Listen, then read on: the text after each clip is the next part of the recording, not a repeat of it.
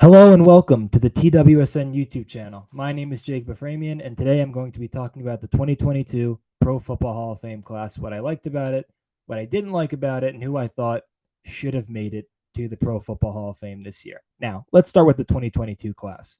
So we have offensive tackle Tony Baselli, we have wide receiver Cliff Branch, we have safety Leroy Butler, we have defensive lineman Richard Seymour, we have linebacker Sam Mills, we have defensive lineman Brian Young, we have official Art McNally, and we have head coach Dick Vermeil. Now, recently I wrote an article for TWSN which is basically stating my problems with this 2022 Pro Football Hall of Fame class. Now, what I kind of detailed it as, or what I called it, was a sympathy class. And one of the main reasons I did that and I called it a sympathy class was because all these guys and players and contributors with the official and the coach have at least 5 years of eligibility. And I also believe that many guys, or at least a handful of guys, that were on the ballot did not make it, and I thought were more than deserving of making the Hall of Fame this year. Now, here's my list of people that I thought should have made it this year. Outside linebacker DeMarcus Ware, defensive end Jared Allen, middle linebacker Zach Thomas, head coach George Seifert, and cornerback and safety Rondé Barber. Now, we're going to start off with the coaches because the people that know me know, at least the people that follow TWSN, whether you know me or a friend of mine or whatever, you know that I am big into coaches, and you know that I talk about them all the time. I like writing about them, talking about them, etc., etc. So let's get right into it. So with that being said, I'm going to talk to you about the guy that I named, which was George Seifert. So to me, the fact that George Seifert is not in the Hall of Fame, to me, is a disgrace, okay? I don't understand for the life of me why he's not in the Hall of Fame. And you may be thinking, oh, well, who is George Seifert? Well, I'm going to tell you about him. And you're in luck because you're about to get a little bit of a history lesson on who George Seifert is.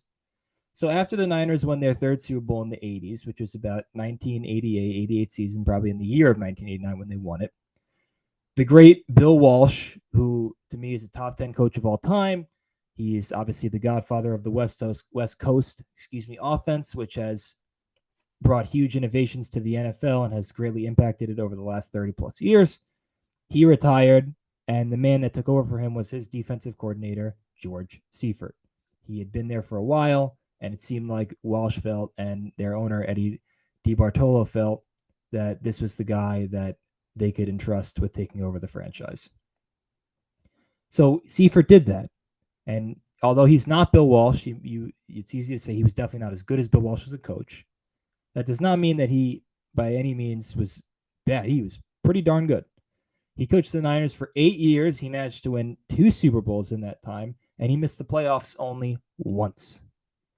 In those 8 years, Seifert finished with a regular season record of 98-30, which means he won 77. Let me repeat that: 77% of his games, and he had a playoff record of 10-5. That's pretty darn good, if you ask me. And he won 2 Super Bowls. I don't know if I mentioned that, but he won 2 Super Bowls. Walsh won 3. He won 2. Now, he did have another stint with the Carolina Panthers, which was not as successful. He was unable to rekindle that magic that he had in the Bay Area. And when he was in Carolina, he went 16-32 in 3 years. Obviously, that's not even close to good. That's awful. But that should not disqualify him from the Hall of Fame. Now, when I read you a resume like I just did, with all those stats for Seifert, his record, you would think, to me, that I don't know how you're not in the Hall of Fame with a record like that. Now, let's think about this. Seifert's first year was 89. The Niners, I'm pretty sure, went 14-2, and they didn't just beat the Denver Broncos in that Super Bowl. They killed them. They beat them 55-10. Now, obviously, he's not an offensive coach. He's a defensive coach. But when you look about that team, still a great team. And yes, it was many of Bill Walsh's pieces. But they beat the brakes off of a pretty good Denver Bronco team. They won 55-10, as I already stated. And that's probably one of the best games Montana has ever played. I mean, he was on the money that night. He was insanely good. And they won again, or I'm pretty sure they beat a Charger team that was probably not as good, but they still beat them pretty handily in the 94 season. Now, in the 90s, it was tough for Seifert and the Niners because what you had the emergence of the Dallas Cowboys. You had with Jerry Jones taking over as the owner, with Jimmy Johnson being the head coach, with Troy Aikman at quarterback, Emmitt Smith at running back, Michael Irvin at wide receiver, and and many more. The Cowboys were, they came out like a rocket ship, and they really just kind of put their foot down and took hold of the early 90s. And as a result, the Niners had a hard time beating them. But they did beat them in 94, and when they beat them, they ended up winning the Super Bowl that same season. Now, one of the reasons I think about why Seifert should be in the Hall of Fame is I think about people that are in the Hall of Fame, and because you got to compare resumes. Let's compare some of the other coaches that are in the Hall of Fame, and let's think about if he has a better resume than they do. Now, there were two that came right off the bat to me as far as guys that I think that he has a better resume than. And those two guys are Tom Flores, who got recently inducted, I think it was in 2021, and Jimmy Johnson, who's pretty much that class, if not a year before. Because of COVID, everything got messed up. But those two were recently put in the Hall of Fame. And when you look at the numbers, Seifert was better than both of them. Okay? So Flores won 2 Super Bowls with the Oakland Raiders, and I like the LA Raiders, the Los Angeles Raiders. In 9 seasons with the Raiders, he went 83 and 53 in the regular season, and he had an 8-3 postseason record. That's pretty good. You can't argue with that. That's a pretty darn good record. That's at least for the regular season. That's 30 games over 500. So, you can't knock that. But like Seifert, he had another stop, and he was not very good either. So he went to Seattle. He was there for 3 seasons, and he went 14 and 34. That's a 29% winning percentage. Now, obviously, that's not very good. But again, it's a small sample size, and the bigger sample size was what he did with the Raiders. And obviously, that was what catapulted him to get this illustrious honor that he did with getting into the Hall of Fame. Now, when you compare the two, Seifert is better in every category except what he has is except that the fact that they each have 2 Super Bowls. I'm putting up that lot today. And I just think that, why not? Like, I just don't understand. Like, I want someone, I don't understand why. Like, I want a case as to why he's not, Seifert isn't in the Hall of Fame. Like, it really makes zero sense to me. And I don't know, what are you going to say? You're going to say that, oh, well, he had Bill Walsh's players. He had this, he had that. Well, what are you going to blame him for having great players? He still got the best out of those players, and they still won 2 Super Bowls in a very crowded NFC in the 90s. The NFC was really good. You had the Washington Redskins, now the Commanders. You had the Giants for a little bit. You had the Cowboys. You had some gauntlet. You had a gauntlet, and you had some really good teams. And to me, I don't everyone. I just don't get it. Like, when you have a record like that, why aren't you in the Hall of Fame? You have 2 Super Bowls, for crying out loud. And another guy I think of, and someone that we mentioned before, is Jimmy Johnson. It's ironic that the 2 guys that I mentioned were both recently inducted. So Jimmy Johnson was recently put in the Hall of Fame. He won 2 Super Bowls with the Cowboys in 5 years. Jerry Jones got rid of him after they had a big skirmish disagreement. But his second tenure was with Miami. Now, to be fair, his tenure in Miami was better than what Seifert did in Carolina and what Flores did in Seattle, but it wasn't rosy either. He had Dan Marino. Again, it was the back half of his career, but he couldn't win a Super Bowl. And I know, it's tough to judge people in their worst moment, but because we keep talking about like what Seifert did and what Flores did, when they were last on the sidelines coaching. Seifert was like 1-15, I think, his last year as a coach with the Panthers, which is obviously brutal. But Jimmy Johnson, his last game on the sidelines, you know what happened? The Dolphins lost in the divisional round of the playoffs in the 99 season. You want to know what the score was? 62-7. Let me repeat that. 62-7. That's not, that is a butt whooping if I've ever seen one. And I add, as far as comparing Seifert and Johnson, Seifert has more wins. He has a higher winning percentage than Johnson and Flores. And, the 2 of them waited a while to get their call to the Hall. And now it's Seifert's turn, And what also bothers me is the fact that, there's like a lot of people that have been finalists, right? Seifert's never even been a finalist. Like, there's like these ways of getting to the Hall of Fame. You have to be like a finalist, and you may not even get in if you're considered a finalist on like a short list.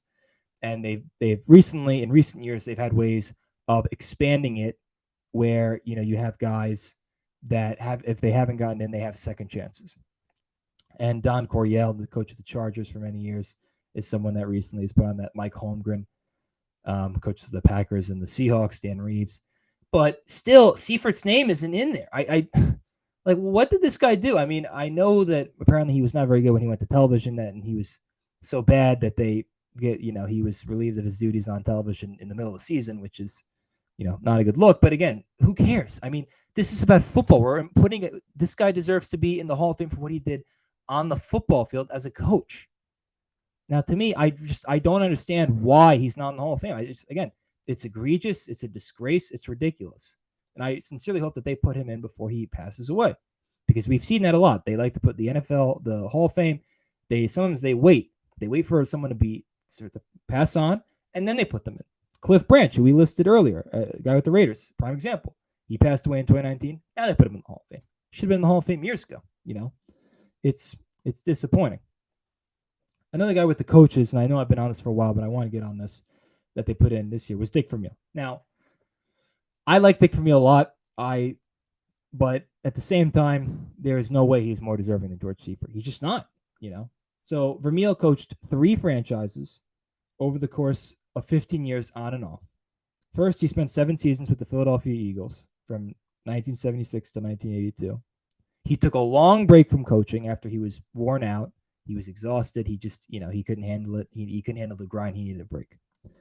He didn't come back to coaching until 1997. And at that time, he took a job with the then St. Louis Rams. When he took over the Rams, they were a disaster, and he won a Super Bowl with them. Then he spent 5 seasons with the Kansas City Chiefs, and over that time period, Vermeil compiled a regular season record of 120 and 109. That's winning 52% of his games, and a playoff record of 6-5, and a Super Bowl record of 1-1. Sorry about the hand problems there. Now, those are good numbers, but they are not great numbers. Okay, they're just not. You can tell me those are great numbers? I mean, they're not. I'm sorry. Let's see. Vermeil missed the playoffs 9 times, and he made it 6. Then he made it, which was 6 times. And he also had a losing record just as many times as he had a winning record, which was 7. Now, to be fair to Vermeil, because we got to be fair, everyone deserves context for certain stuff. In each of his 3 stops, Vermeil took over teams, in Philly, St. Louis, and KC, that were not necessarily, ready to win. They were in serious need of fixing, shaping up, and rebuilding. And to his credit, he did that with pretty much all 3 of them. So he does deserve a ton of credit for that. And I think what helps Vermeil is just his reputation. I think the fact that he was a guy that kind of did this 180 where he was a hard man. He was a guy that was very strict. And then he kind of turned into this guy that was, not know if he turned into, but he always had this kind of lovey, he was always very emotional. People that know Dick Vermeil and watched his and followed his career over the years understand that, he wore his heart on his sleeve. If there was anyone that wore his heart on his sleeve, it was Dick Vermeil. If there was a poster boy for that, okay, it was Dick Vermeil. Because he always did. He was always get emotional. And there's nothing wrong with that, but it made him, I guess in many ways, it made him lovable to people that want to vote. And, I don't have a problem with him getting in, but, he's just, he has more wins than Seifert, but he coached longer, and he's just not, I don't think he's better. I think that, I just don't like the fact that you're going to put him in, but you're not going to put Seifert in. Like, I don't get it, like, I don't get it. All right, next, I want to talk about 2 guys that I'm not going to bring up everything that I wrote in my article because it would just take way too much time. But I'm going to talk about 2 guys that this just really grinded my gears as far as people that not get in the Hall of Fame. And those 2 guys are DeMarcus Ware, defensive end, or outside linebacker, rather, for the Dallas Cowboys and the Denver Broncos, and Jared Allen, who played for the Kansas City Chiefs and Minnesota Vikings. Now, those 2, they immediately jumped out at me. When I first saw, I don't know when it was, but when I first saw the candidates that were eligible for the Hall of Fame before the enshrinees were inducted, or at least the announcement was made in like February, which is the week of the Super Bowl, which is what they always do. I thought, all right, DeMarcus Ware, check, like Hall of Fame. Like, no, I don't even think you have to think about that one. He's a Hall of Famer. And Jared Allen. Jared Allen was now on his second ballot. He hadn't gotten in. I go, oh, Jared Allen's a Hall of Fame. What is he, nuts? I mean, that's an easy one. I thought that those 2 I'm like, all right, these are like no doubt like you don't even have to. I don't even think you have to think about it, to be honest with you. And I saw that they weren't in. I was just like, it was a head scratcher. It was just like, what? Like, what do you mean they're not in the Hall of Fame? Like, how do you not put those two in the Hall of Fame? And Ware is 9th all time in sacks with 138.5, and Allen is 3 spots behind them with 136. Both of them, I'm going to add, have more sacks than Lawrence Taylor, who many people consider to be the greatest defensive player of all time. Now, again, I'm not saying that they are as good as Lawrence Taylor. I'm not saying that they are even in the same sentence, but I'm just stating something that's, relevant and I think should be important. They play the same position, and those two, and I think, if not, I don't know off the top of my head, but as far as like how long the three of those guys played, it was very similar. And I don't think that it wasn't like LT or excuse me, Allen and Ware played so much longer, which is why they have more sacks. But one guy that I want to compare Ware to specifically, because I think that that they are very comparable, is Jason Taylor, who was named a first ballot Hall of Famer. Now, when you think of it, when Taylor was inducted, I think it was in 2017, if I'm not mistaken. Obviously, he was a first ballot, and no one had any issues with that. In fact, most people were like, that was an easy one, and I don't disagree with them. But if he's in as a first ballot, what happened to DeMarcus Ware? All right. So this is the thing that I think is really, really fascinating when you look at the two. You compare them to, they were the same position, right? Pretty much. They were edge rushers. So Taylor has one more sack than Ware. But you want to know something else? He played in, you ready for this? 55 more games than DeMarcus Ware. Let me repeat that. He played in 55 more games than DeMarcus Ware did. And he only has one more sack. And you're telling me that if he's the first ballot Hall of Famer, DeMarcus Ware's not? What? What is this? Are you kidding me? And let's think of this for a second. As far as comparing them to, as far as accomplishments, accolades, stuff of that nature. Jason Taylor made fewer Pro Bowls. He made 6. DeMarcus Ware made 9. Jason Taylor was an All-Pro less times, 3, and DeMarcus Ware was an All-Pro 4 times. The only thing that I guess Taylor and DeMarcus Ware has a Super Bowl, Jason Taylor doesn't. Now, again, to be fair, that's not Jason Taylor's fault. He was on the Dolphins, who have not done a whole lot of winning, and they did not do a whole lot of winning when he was on the team. He played for the Jets a little bit, but, Jason Taylor did not. He never really had that shot like DeMarcus Ware did of like playing in the game itself. Now, what Taylor does have over Ware is Ware was never named Defensive Player of the Year, which is, to me, it was ridiculous. When I was looking at the numbers and thinking about when I was writing this down and all that. And I look back, and in 2008, Ware had, you ready for this? 20 sacks, 6 forced fumbles, 27 tackles for a loss, and 30 quarterback hits. He didn't win Defensive Player of the Year. He didn't. You know who did? James Harrison, the Pittsburgh Steelers. And the only thing that he had on Ware, as far as those statistics, and obviously there are more statistics to compare with defensive players, but when you talk about the important ones, I think the ones that I stated are the most important ones. You talk about an edge rusher, outside linebacker, whatever. The only thing that Harrison had over Ware that season was one more forced fumble. One. The sacks, I don't think were very close, or they were not like neck and neck. We're at 20 sacks, for crying out loud. And he should have won Defensive Player of the Year. To me, it is pure lunacy, all right, that Ware is not a first ballot Hall of Famer. I think that you get that already if you haven't been listening to me. If you're not, then wake up. And again, Allen not getting in, to me, on the second ballot, I think he's a first ballot Hall of Famer too. But I guess you could maybe make a slim argument he's not a first ballot Hall of Famer. But the second ballot, how is he not in on the second ballot? Like Ware, when you think about the best edge rushers of the 2000s and parts of the 2010s, he's right up there. Those two were like neck and neck. They were right up there. And as again, Allen was, because he was amazing getting to the quarterback. To me, when you look at Allen, you want to look at his peak. One of the amazing aspects of Allen's career was his dominance from 2007 to 2013, about 6-7 year span. During that time, he had 101 sacks. That means he averaged 14.4 sacks a season in that time frame. Now that is remarkable. Okay, that is game-breaking type stuff. And he was a 5-time Pro Bowler. He was a 4-time All-Pro, and he was also snubbed as the Defensive Player of the Year. And this time it was in the year 2011. Now the guy that won it was Terrell Suggs. What I do know is that Jared Allen had 22 sacks, which means he nearly broke the record of 22 and a half.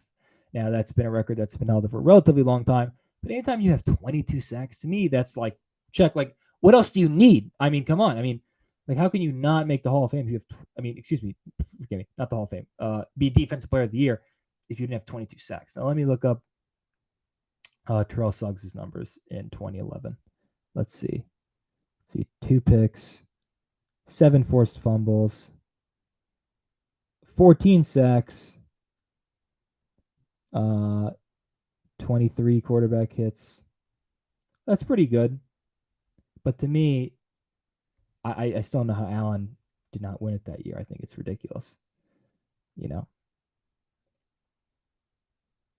See, Allen had 32 quarterback hits, and he forced safety, 22 sacks. Again, that is a head scratcher to me. Okay, I really, I don't get that. All right, and that is going to do it. Obviously, you know my feelings about the Hall of Fame. I just don't, the problem is that, and I usually like the Pro Football Hall of Fame. I think that they do a good job. I think that with baseball, sometimes it's too hard to get in because you need 75% of the vote, and there are years where you don't even have people. And I think basketball has gotten too easy to get into. But I always thought between those two, as far as 3 major sports, that football is kind of like the mediator, the middle ground, where they kind of got it right most of the time, right? They seem to, they just get it right. I've always viewed that. They did not get it right this year. And I hate to say this, but you know what? I hate, if we're going to take a page out of baseball, if no one is deserving of the Hall of Fame, don't put anyone in, okay? Don't force it. This is the Hall of Fame, not the Hall of Very Good, not the Hall of Average. Like, you have to be great to be a Pro Football Hall of Famer. It should not be a cookie cutter. Deion Sanders recently mentioned that he feels like it's been too easy for people to get into the Pro Football Hall of Fame, and he, was jokingly, or I guess seriously, saying that, I need a different colored jacket, and I don't know about that measure, but I don't think he's entirely wrong. I agree with the sentiment. I think it's way too easy to get in the Hall of Fame. And if anyone can say that, it's him, because he's one of the greatest, if not the greatest, cornerback in the history of football. So that's going to do it. Thank you, everybody, for tuning in. Make sure that you like this video, and make sure you subscribe to the TWSN YouTube channel for more great content like this. Leave a comment, leave a like. As I said, I want to know what you think. I hope if you watch this whole thing, I want to know what you think. Let me know what you think. Do you like this Hall of Fame class? Do you not like it? Just let me know what you think. And I hope to be doing more solo stuff for TWSN in the future. Anyways, goodbye. See you next time.